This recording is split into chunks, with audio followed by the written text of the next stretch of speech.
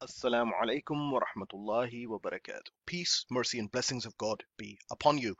This is another presentation from www.central-mosque.com and from the Humble Heart YouTube channel about Mughal India, Bollywood versus reality.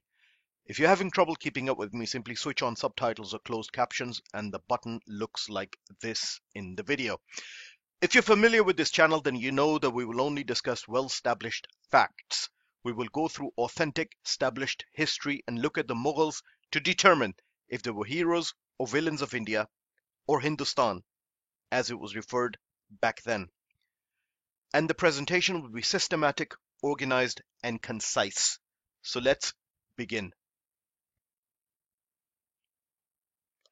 This presentation is about the Mughal rule in India. It means that we're starting history of Muslims in India much later chronologically. Prophet Muhammad, peace be upon him, in his lifetime exhibited a miracle when he split the moon in half. This was witnessed by a king in India. The name of the king was Cheraman Perumal Ramavarma Kulashekara. History tells us that he was in Malabar within the present Indian state of Kerala. He dispatched his son to Medina to profess his Islam to Prophet Muhammad, peace be upon him, and that's how Islam entered India. This incident is also indirectly referred to in the traditions of Prophet Muhammad, peace be upon him, where he shared a pickle with his companions which had ginger in it. This happened in the south of India, right here in the map. Muhammad bin Qasim invaded Sindh, or the port near Karachi of today, to be precise, in 708, which is here in the map. Mahmud Ghaznavi started his incursions into India by coming into today's Peshawar and Lahore around 1000 AD. This is the kind of path which he followed into India. We're going to skip all of this because our topic are the Mughals of India, and our story starts from Zahiruddin, popularly known as Babar.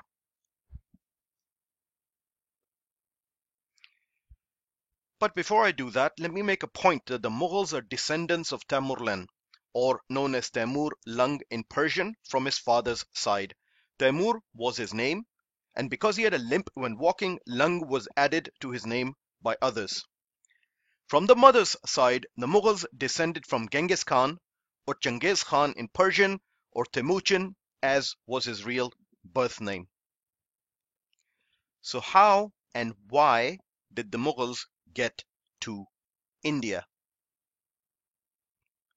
Delhi at the time was ruled by Ibrahim Khan Lodi, who was a Muslim king. A general by the name of Zahiruddin Muhammad comes to India via Peshawar, the Lahore, and quickly takes over parts of what is today's North Punjab in Pakistan. A Hindu warrior, Maharana Sangram Singh Sisodia, or popularly known as Rana Sanga, does a deal with this new incoming Muslim warrior Zahiruddin Muhammad. The deal was the Zahiruddin Muhammad was to take over Delhi and Rana Singha here was to take over Agra. Today, Bollywood has created a lot of false history about Mughal invasion of India, but this agreement between Hindu, Rana Sangha, inviting Mughals to take over Delhi is well known in Rajput chronicles, and my reference is in a book called Mewar and the Mughal Emperors. Link is in the description. I would like you to notice the official stamp of government in India and Department of Archaeology in the book which I'm referencing.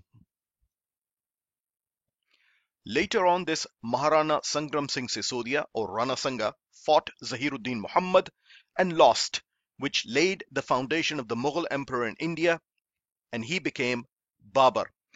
Maharana Sangram Singh Sisodia or Rana Sangha wasn't a gigantic overall ruler, but was one of the strongest military commander and the competition of the era.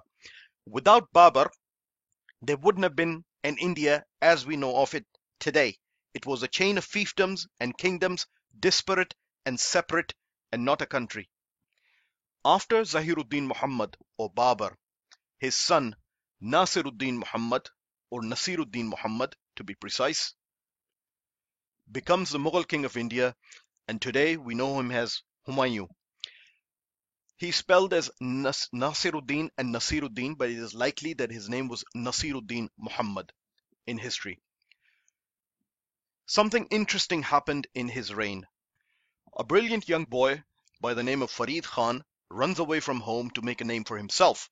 He was born to Mia Hassan Khan, who was a horseman and a trainer of extraordinary qualities, and also born in today's Indian state of Bihar, like his son. His grandfather Ibrahim Khan, however, came from Afghanistan and due to his extraordinary bravery was given the command and some land in Delhi. This boy, Farid Khan Bihari, was exceptional, brave, a tactician, and manages to defeat the Mughal king Humayun. He was Indian and wanted to create a modern state, was a visionary well ahead of his time. After defeating Humayun, Farid Khan Bihari becomes Sher Shah Suri. Sher means lion, Shah means king, and Suri was his Pashtun tribe from Afghanistan. So Humayun, after defeat, fled to India, where the newly converted Shia dynasties impressed him with their arts and culture and promised to support him if he becomes Shia, which he outwardly does. This is covered in another video of ours entitled How and Why Iran Became Shia from Sunni. Link is in the description. Farid Khan Bihari, or Sher Shah Suri, was competent, professional, and brave and able, but as luck would have it, he lost to Humayun, so Mughal Empire was restored back to India, this time to an outwardly Shia Humayun, but inwardly he was Sunni. Notice the family names. Next comes Jalaluddin Muhammad, or whom we know today as Akbar, when he adopts the title after becoming the Mughal king of India. It was in his reign that the largest contiguous independent state was born in the world, the precursor of modern day India. The blueprint of this was set by Sher Shah Suri. Akbar, through his ability and competence, brought it to reality. As far as his tolerance to other religions is concerned, the Sankat Mohchan Hanuman temple in Banaras was expanded during his time. Golden Temple in Amritsar was expanded due to a direct grant by Akbar. The Jain temples in Ranakpur, Rajasthan were expanded under his rule. Goswami Tulsidas wrote his epic poem during his time, and Ramayana and Mahabharata were translated into Persian during Akbar's reign. It was under Akbar that India started its journey to becoming the economic powerhouse of the world.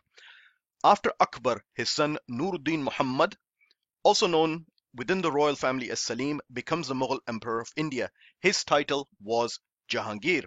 This is the period where rapid urbanization is solidifying and economic prosperity is pouring into India. To give you a comparison of that time, the population of Delhi stood at 500,000 to 300,000 of London, 300,000 of Paris, and 200,000 of London, respectively. The economy of India becomes the second largest in the world, standing at 22.54% of the world. It outgrows the entire economy of Western Europe and begins to compete with the established Chinese economy.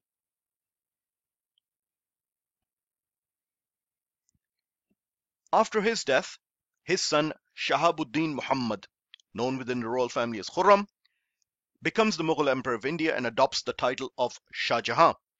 Today, the world remembers him as the founder of Taj Mahal. In his reign, the economic prosperity of India continues, and arts and literature continue to flourish. Now, it's common sense that art buildings are only built at the time of economic prosperity and not at the time of austerity. Taj Mahal couldn't have been built at the time of recession. To this day, Taj Mahal remains one of the most visited attractions and a net revenue generator for the Indian government, as the figures here suggest.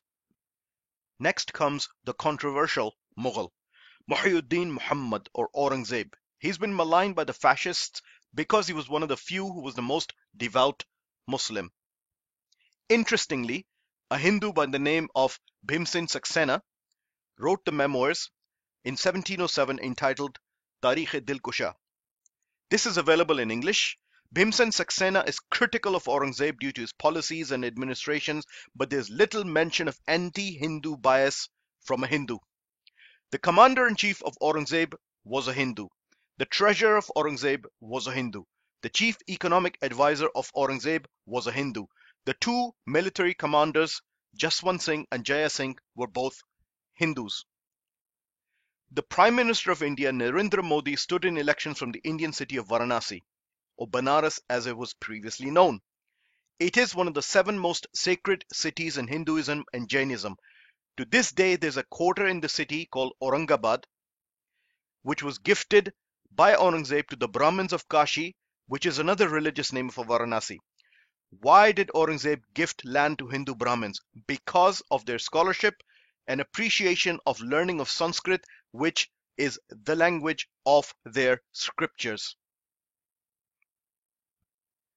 Economically, Hindustan becomes a powerhouse in world economics, leapfrogging China to become the world #1 economy.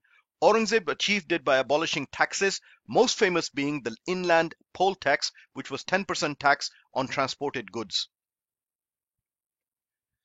Sir Thomas Roe was an English diplomat to India. His correspondence back to England and personal journal are freely available. Link is in the description. He famously laments the economic bleeding of Europe to India. He also observed that Hindus controlled trade and commerce, while Muslims largely looked after administrative and military affairs of India. Fast forward to the last Mughal king of India, Sirajuddin Muhammad, also known as Bahadur Shah Zafar. When the Indians rose against the British, which the British famously dubbed as the Indian Rebellion of 1857, Muslims, Hindus, and Sikhs fought for Hindustan while loosely aligned to the Mughal Empire.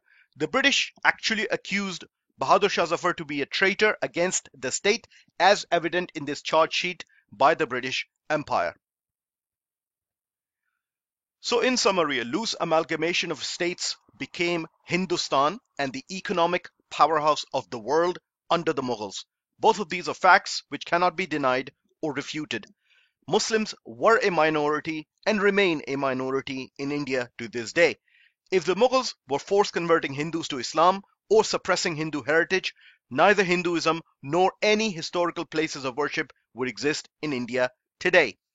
Muhyiddin Muhammad or Aurangzeb ruled in India from 1658 to 1707, and he commanded the largest contiguous state, the world #1 economy, and a fierce military.